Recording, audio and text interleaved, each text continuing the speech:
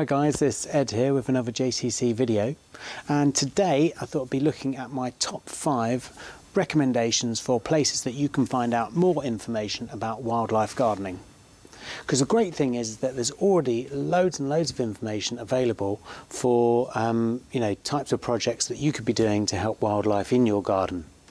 Obviously we're going to be creating more videos as we go along, and they're going to give you some extra additional info, but if you want to get started straight away, then I really recommend that you check out some of these ones on my list. Now, number 5. At the bottom I'm going to say the Royal Horticultural Society website. Now, the reason for that is because I think they're particularly good at the lists that they've got on there to help wildlife. So you've got lists of plants, say plants that are suitable for pollinators, plants that are useful for insects, and you can download a whole list of that, and not only will it give you the types of plant that they are, it gives you some idea of roughly what they look like, and also it will tell you when they're flowering so that you could help plan sort of having late flowering plants, early flowering plants, all that sorts of things. And so it's a really good place to check out if you want to find what kind of plant you should be buying when you're next going down to the garden centre or wherever it might be, and make sure you get something decent. Then we move on to number 4. So number 4 is actually YouTube. Now, to be fair, YouTube's a pretty vague thing to say because there's so many different videos on there. They've got all kinds of things. But, once you know that you're looking for wildlife gardening, or even more specific, if you happen to be looking for a set project, like maybe making a pond or a wildflower meadow, etc., then you can really get some great videos that give you good insight, and you can see how other people have been going about stuff as well. On subjects of ponds, channels that I've really liked are WWT, which is the Wildfowl and Wetlands Trust, and they give you loads of good information about sort of water-based kind of projects that you've got going in your garden. Some really cool stuff you can do with drain pipes, all kinds of things. Anyway, there's them, there's the Wildlife Gardening Project, but like I say, if you just do a search, you'll find some great stuff on there as well.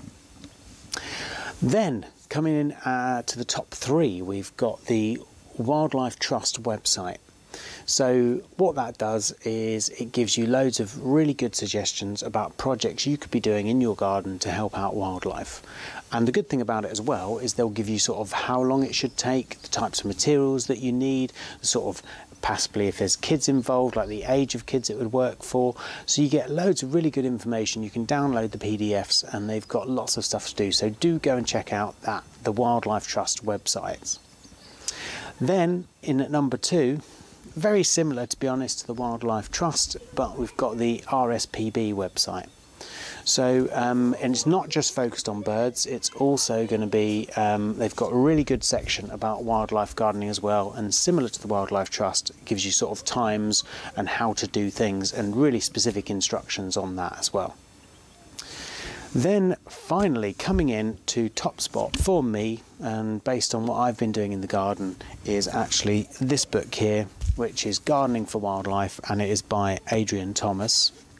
And the reason that I really like this book is, one, because it gives you loads of information about the whole range of things, so you kind of got a bit of a one-stop shop, but also what it does is that the way that it focuses on set things. So for argument's sake, it will have a section on gardening for birds or gardening for bees. So it knows that if you want to do something to attract those bees, it then kind of works back from there about the things that you need to do that and attract that certain type of species.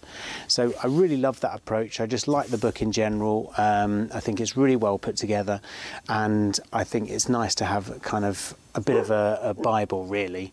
So do consider checking that out. There's the other recommendations I had, but certainly what I've done with all of my projects is make sure that once I've got something in mind, I try and look at a few different sources to get that overview rather than just focusing on one thing on its own. I hope you enjoyed it, guys, and if you've got some other places that are great for wildlife, then please put them in the comments below, and that would be really helpful to share the information around the community. And any pictures, pop them on the Langdyke Facebook page. Thanks very much.